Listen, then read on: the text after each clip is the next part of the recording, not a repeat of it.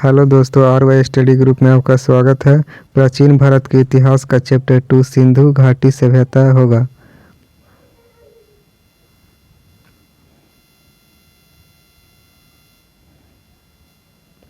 भूमिका। बरसों पुरानी सिंधु घाटी सभ्यता 20वीं सदी के द्वितीय दशक तक एक गुमनाम सभ्यता थी, अर्थात लोग इस सभ्यता के बारे में अपरिचित थे। विद्वानों की धारणा थी कि सिकंदर के आक्रमण 326 ईस्वी के पूर्व भारत में कोई सभ्यता नहीं थी। 20वीं सदी के तृतीय दशक में दो पुरातत्व शास्त्रियों दयाराम साहनी तथा राखालदास बनर्जी ने हड़प्पा तथा मोहनजोदड़ो के प्राचीन स्थलों से पूरा वस्तु प्राप्त कर यह सिद्ध कर दिया कि सिकंदर के आक्रमण के पूर्व भी एक सभ्यता थी जो अपने समकालीन सभ्यताओं में सबसे विकसित थी।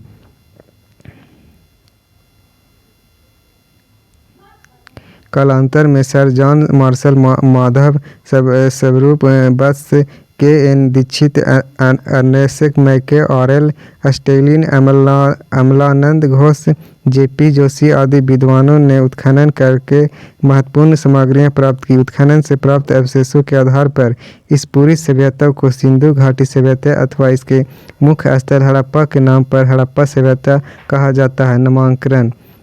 सिंधु घाटी सभ्यता का क्षेत्र अत्यंत व्यापक था। प्रारंभ में हड़प्पा और मोहनजोदड़ो की खुदाई से इस सभ्यता के प्रमाण मिले हैं, अतः विद्वानों ने इसे सिंधु घाटी सभ्यता का नाम दिया क्योंकि ये क्षेत्र सिंधु और उसके सहायक नदियों के क्षेत्र में आते हैं। पर बाद में रोपड़, लोथल, कालीबंगा, बनावली, रंगपुर आदि क्षेत्रों में भी इस समस्या के अवशेष इस सभ्यता के अवशेष मिले तो जो सिंधु सभ्यता और उसकी सहायक नदियों के क्षेत्र से बाहर थे। अतः इतिहासकार इस सभ्यता का प्रमुख केंद्र हड़प्पा होने के कारण इस सभ्यता को हड़प्पा की सभ्यता नाम देना उचित मानते हैं। सिंधु घाटी सभ्यता का भौगोलिक विस्तार। सैदव सभ्यता मांडा जम्मू कश्मीर उत्तरी सीमा, पूर्वी सीमा उत्तर प्रदेश आलमगीरपुर, पश्चिमी सीमा बलूचिस्तान सुतकेडोर दैमाबाद महाराष्ट्र, दक्षिणी सीमा। सिंधु घाटी सभ्यता कांस्ययुगीन सभ्यता थी जिसका उद्भव त्राम पाषाण काल में भारत के पश्चिमी क्षेत्र में हुआ था और इसका विस्तार भारत के अलावा पाकिस्तान तथा अफगानिस्तान के कुछ क्षेत्रों में भी था।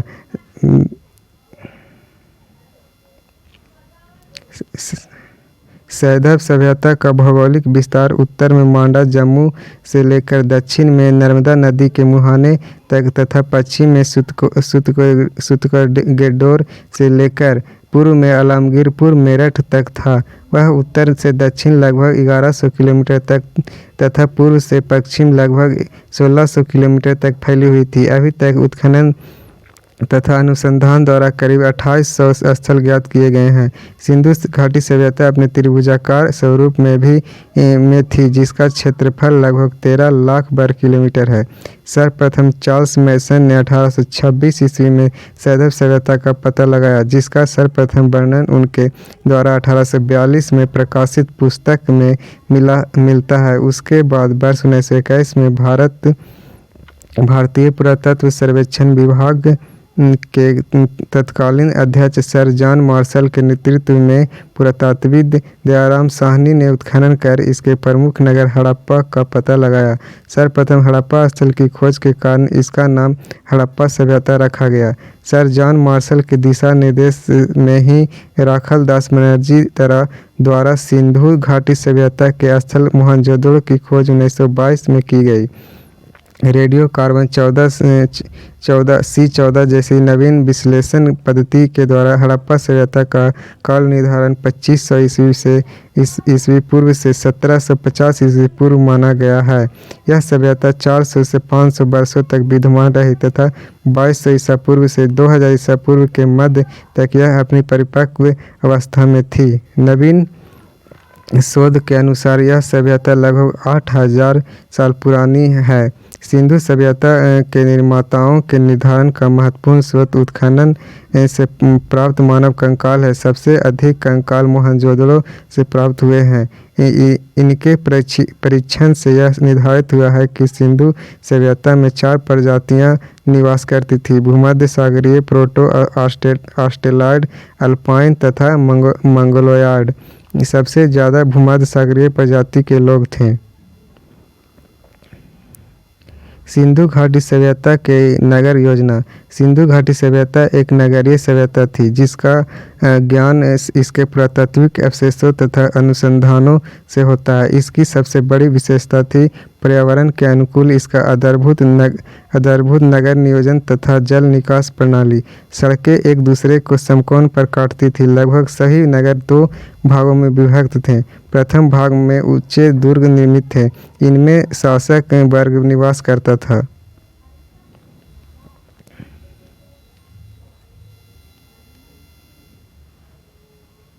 दूसरे भाग में नगर या आवास क्षेत्र के साक्ष्य मिले हैं जो अपेक्षाकृत बड़े थे। आमतौर पर यहाँ सामान्य नागरिक, व्यापारिक, शिल्पकार, कारीगर और श्रमिक रहते थे। सड़कों के किनारे की नालियाँ ऊपर से ढकी होती थी। घरों का गंदा पानी इन्हीं नालियों से होता हुआ नगर की मुख्य नाली में गिरता था। हड़प्पा, मोहनजोदड़ो तथा कालीबंगा की नगर योजना लगभग एक समान थी। कालीबंगा व रंगपुर को छोड़कर सभी में पक्की हुई ईंटों का प्रयोग हुआ है। आमतौर पर प्रत्येक घर में एक आंगन, एक रसोई घर तथा एक स्नानागार होता था। अधिकांश घरों में कुओं के अवशेष मिले हैं। बड़े बड़े भवन हड़प्पा एवं मोहनजोदड़ो की विशेषता बतलाते हैं। हड़प्पा कालीन नगरों के चारों ओर प्राचीर बनाकर किलेबंदी की गई थी जिसका उद्देश्य नगर को चोर लुटेरों एवं पशु दस्युओं से बचाना था। मोहनजोदड़ो का विशाल स्नानागार सैदव सभ्यता का आधारभूत निर्माण है जबकि अनागार सिंधु सभ्यता की सबसे बड़ी इमारत है। घरों के दरवाजे एवं खिड़कियां मुख्य सड़क पर न खुलकर गलियों में खुलती थी, लेकिन लोथल इसका अपवाद है। इसके दरवाजे एवं खिड़कियां मुख्य सड़कों की ओर खुलती थी। यद्यपि मकान बनाने में कई प्रकार की ईंटों का प्रयोग होता था जिसमें 4:2:1 यानी लंबाई, चौड़ाई तथा मोटाई का अनुपात है के आकार की ईंटें ज़्यादा प्रचलित थी।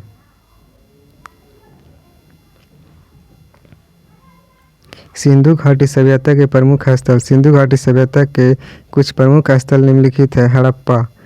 सिंधु घाटी सभ्यता के अवशेषों की खोज सर्वप्रथम 1921 ईस्वी में हड़प्पा में की गई। हड़प्पा वर्तमान में रावी नदी के बाएं तट पर पाकिस्तान के पंजाब प्रांत के मोंटगोमरी जिले में स्थित है।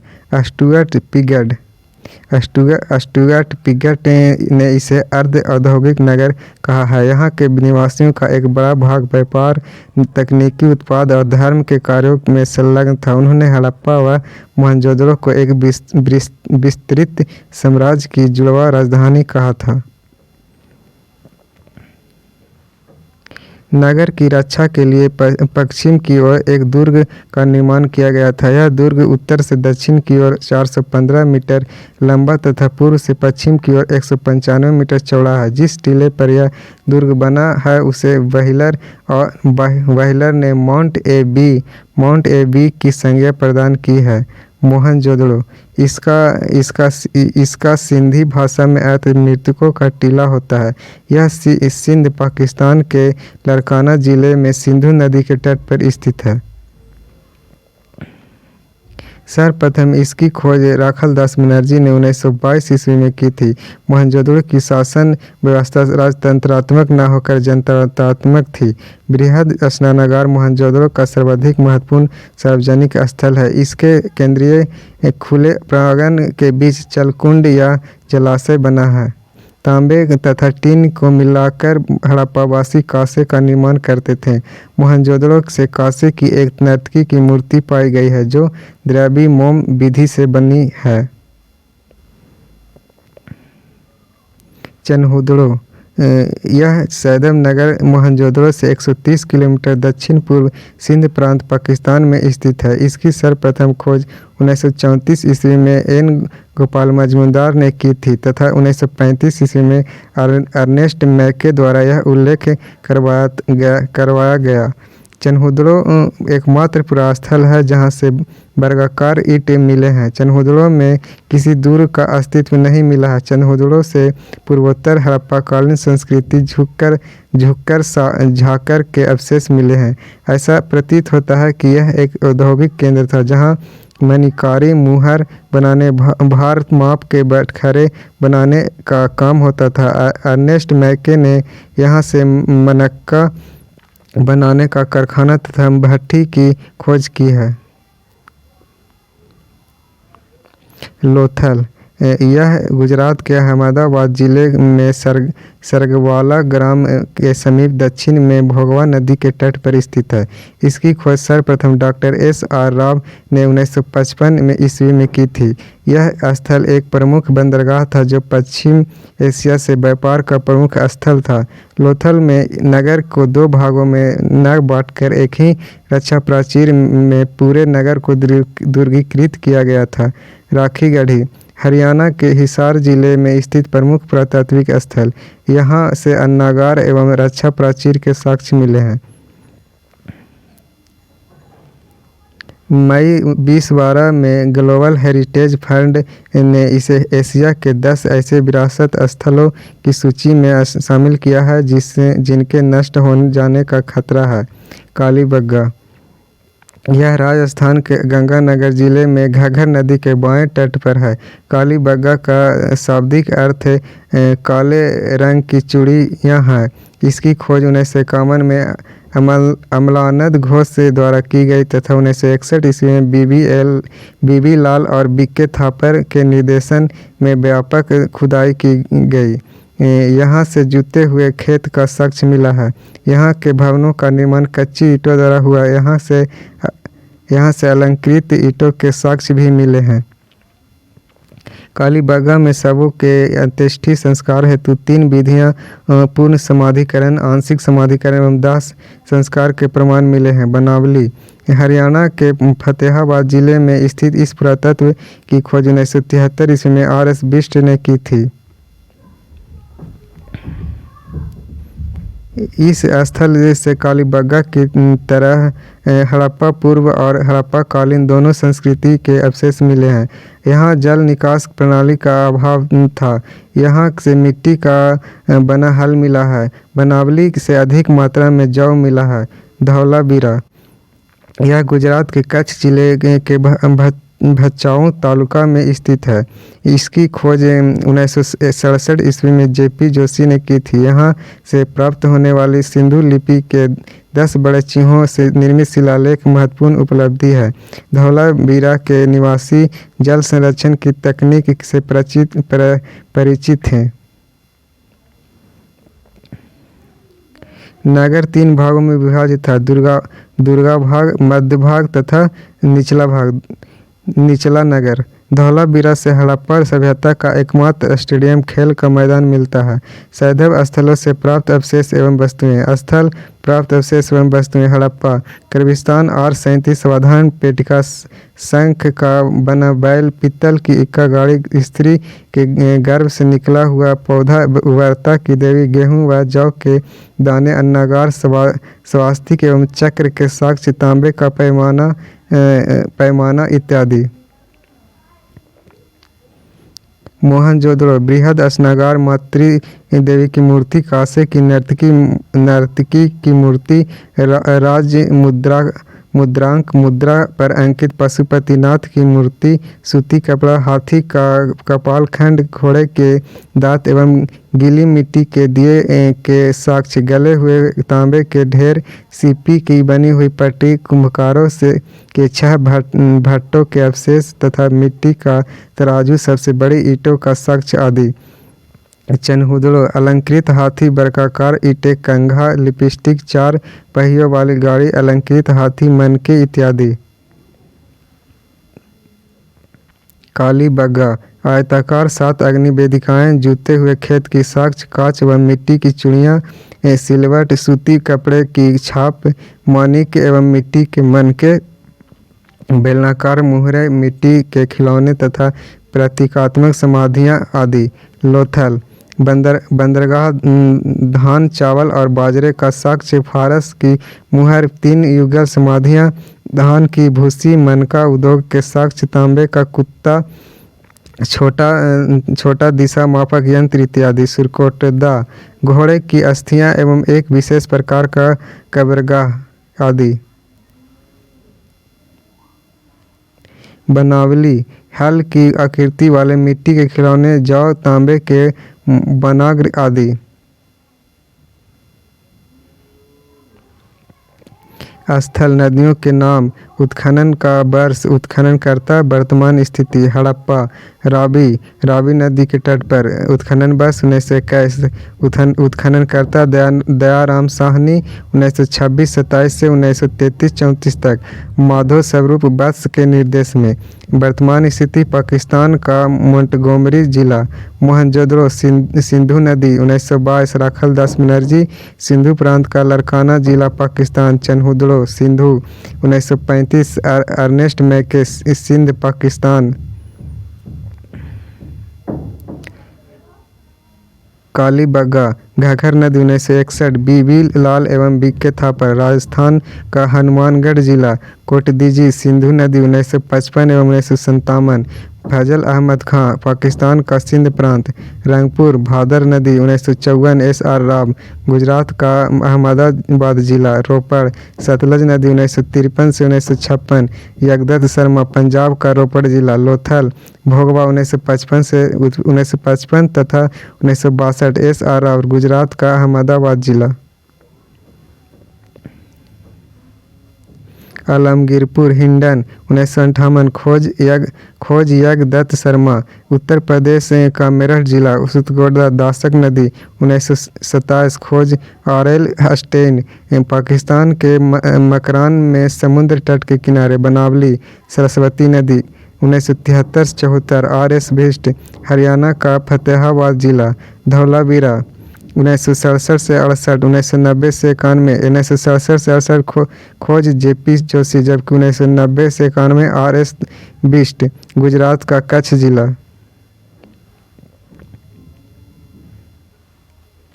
हड़प्पाई लिपि में लगभग 64 मूल चिन्ह एवं 205 से 400 तक अक्षर है, जो सिलखड़ी की आयताकार मुहर, तांबे की गुटिकाओं आदि पर मिलते हैं। इस लिपि का सबसे पूरा नमूना 1853 ईस्वी में मिला था और 1923 ईस्वी तक पूरी लिपि प्रकाश में आ गई थी, परंतु अभी तक इसको पढ़ा नहीं जा सका है। इसकी लिपि पिक्टोग्राफ अर्थात चित्रात्मक थी, जो दाईं ओर से बाईं ओर लिखी जाती थी। इस पद्धति को ब्रूस्टोफेडरन कहा गया है। सबसे ज़्यादा चित्र यू आकार तथा मछली का प्राप्त हुआ है। सामाजिक जीवन सिंधु घाटी से प्राप्त अवशेषों के आधार पर उस काल के सामाजिक जीवन का अनुमान लगाया जा सकता है। समाज की इकाई परंपरागत तौर पर परिवार थी। मातृ देवी की पूजा तथा मुहरों पर अंकित चित्र से यह पता चलता है कि हड़प्पा समाज संभवतः मातृसत्तात्मक था। समाज से विद्वान, पुरोहित, योद्धा, व्यापारी और श्रमिक वर्ग की मौजूदगी थी।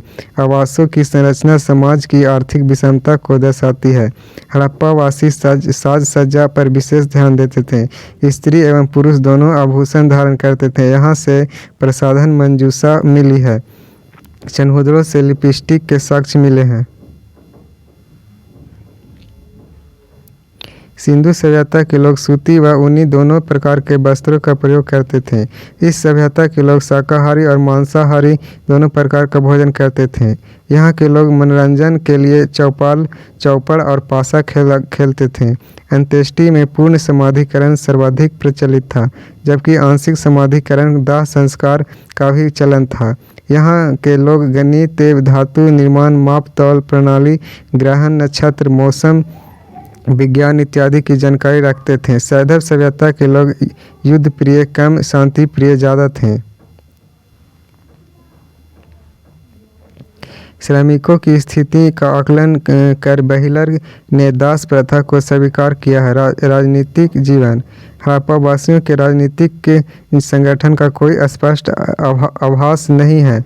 चूँकि हड़प्पावासी वाणिज्यिक व्यापार की ओर अधिक आकर्षित थे, इसलिए ऐसा माना जाता है कि शासन व्यवस्था में भी वणिक अथवा व्यापारी वर्ग की भूमिका महत्वपूर्ण थी।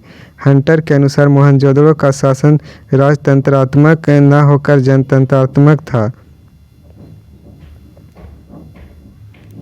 बहिलर के अनुसार सिंधु सभ्यता के लोग का शासन मध्यम वर्गीय जनतंत्रात्मक शासन था और उसमें धर्म की महत्ता थी। आर्थिक जीवन। सैंधव सभ्यता की उन्नति का प्रमुख कारण उन्नत कृषि तथा व्यापार था। अतः इस काल की अर्थव्यवस्था ही सिंचित कृषि, अधिशेष पशुपालन, विभिन्न दस्तकारियों में दक्षता और समृद्ध आंतरिक और विदेश व्यापार पर आधारित थी। सैंधव सभ्यता का व्यापार केवल सिंधु क्षेत्र तक ही सीमित नहीं था, अपितु मिस्र, मेसोपोटामिया और मध्य एशिया से भी व्यापार होता था। सैंधव सभ्यता के प्रमुख बंदरगाह लोथल, रंगपुर, सुतकोटदा, परवा, सपाटन आदि थे। हड़प्पा सभ्यता में माप की दशमलव प्रणाली तथा माप तौल की इकाई 16 के गुणक में होती थी। इस सभ्यता के लोग गेहूं, जौ, राई, मटर, तिल, सरसों, कपास आदि की खेती किया करते थे। सबसे पहले कपास पैदा करने का श्रेय सिंधु सभ्यता के लोग को दिया जाता है। यूनानियों ने इसे सीडोन नाम दिया है। ये लोग तरबूज, खरबूज, नारियल, अनार, नींबू, केला जैसे फलों से परिचित थे। यहाँ के प्रमुख खाद्य गेहूं तथा जौ थे। कृषि का कार्य हेतु प्रस्तर, पत्थर एवं कांसे के औजार का प्रयोग किया जाता था। इस सभ्यता में फावड़ा या फाल नहीं मिलता है। संभवतः ये लोग लकड़ी के हलों का प्रयोग करते थे। सैंधव नगरों में कृषि पदार्थों की आपूर्ति ग्रामीण क्षेत्रों से होती थी, इसलिए अन्नगार नदियों के किनारे बनाए गए थे। कृषि उन्नति के साथ पशुपालन का भी विकास हुआ था। कृषि कार्यों एवं व्यापार तथा परिवहन में पशुओं की महत्वपूर्ण भूमिका थी। पशुओं में कुबड़ वाले बैल, भेड़, बकरी, हाथी, भैंस, गाय, गधे, सुअर व कुत्ते आदि के होने का अनुमान है। गुजरात के निवासी हाथी पालते थे। धार्मिक जीवन।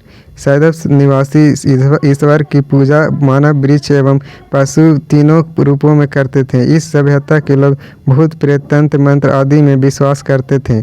तावीज़ों के आधार पर जादू टोने में विश्वास करने तथा कुछ जगहों की मुहरों जैसे चन्हुदड़ों में पर बलि प्रथा के दृश्य अंकित होने के आधार पर बलि प्रथा का भी अनुमान लगाया जाता है। ये लोग मातृदेवी, रुद्र देवता, पशुपति नाथ, लिंग, योनि आदि की पूजा करते थे। इसके अलावा सैंधववासी वृक्ष, पशु, सांप, पक्षी इत्यादि की भी पूजा करते थे। विशाल स्नानागार का प्रयोग संभवतः धार्मिक अनुष्ठानों तथा सूर्य पूजा में होता होगा।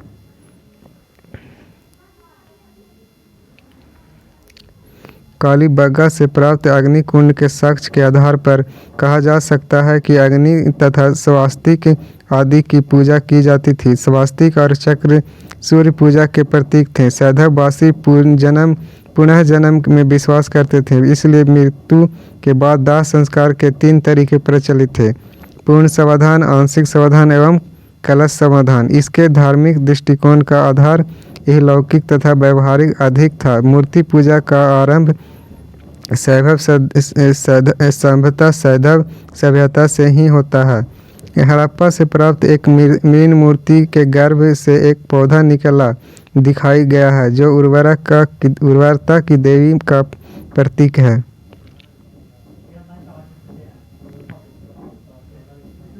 सिंधु सभ्यता के पतन के कारण। हड़प्पा सभ्यता की उत्पत्ति की तरह ही इसके पतन के लिए कोई एक कारण उत्तरदायी नहीं था। इस सभ्यता के प्राचीन अवशेष के अध्ययन से यह पता चलता है कि अपने अंतिम समय में पतोन्मुखी रह जाता है। द्वितीय सहस्राब्दी ईसा पूर्व के मध्य इस सभ्यता का पूर्णतः विनाश हो गया। इस सभ्यता का क्रमिक पतन हुआ तथा यह नगरीय सभ्यता से ग्रामीण सभ्यता में पूर्व में पहुंच गई।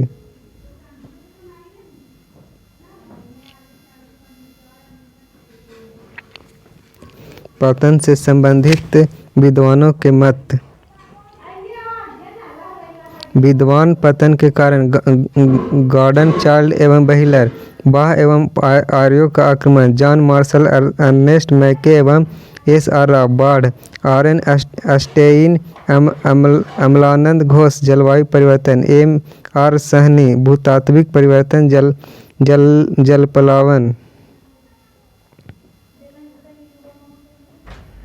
जॉन मार्शल, प्रशासनिक शिथिलता, के.यू.आर. कैनेडी, प्राकृतिक आपदा, मलेरिया महामारी।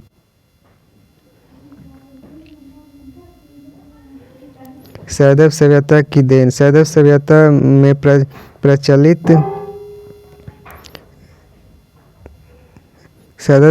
में प्रचलित अनेक चीज़ें ऐतिहासिक काल में भी निरंतर रही। इसके कुछ प्रमुख उदाहरण हैं: दशमलव पद्धति पर आधारित मापतौल प्रणाली, नगर नियोजन, सड़कें एवं नालियों की व्यवस्था, बहुदेववाद का प्रचलन, मातृदेवी की पूजा, प्राकृतिक पूजा, शिव पूजा, लिंग एवं योनि पूजा, योग का प्रचलन, जल का धार्मिक महत्व, स्वास्तिक चक्र आदि का प्रतीक के रूप में ताबीज, तंत्र मंत्र का प्रयोग, आभूषणों का प्रयोग, बहुफसली कृषि व्यवस्था, अग्नि पूजा या यज्ञ, मुहरों का उपयोग, इक्का गाड़ी एवं बैलगाड़ी, आंतरिक एवं बाह्य व्यापार आदि।